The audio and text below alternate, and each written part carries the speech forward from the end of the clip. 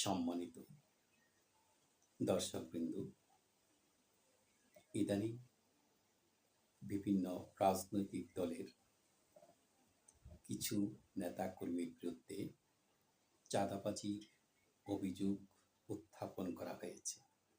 একমাত্র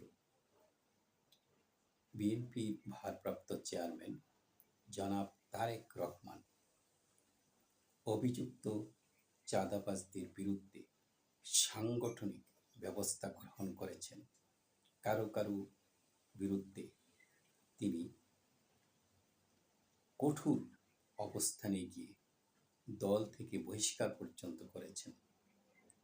প্রত্যেকটি রাজনৈতিক দলের পক্ষ থেকে যদি এমন শাস্তিমূলক ব্যবস্থা গ্রহণ করা হয়, অচিরেই চাঁদাবাজ মুক্ত হবে নতুন বাংলাদেশ।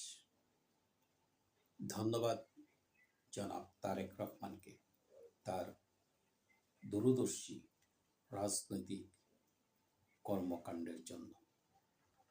ধন্যবাদ সবাইকে।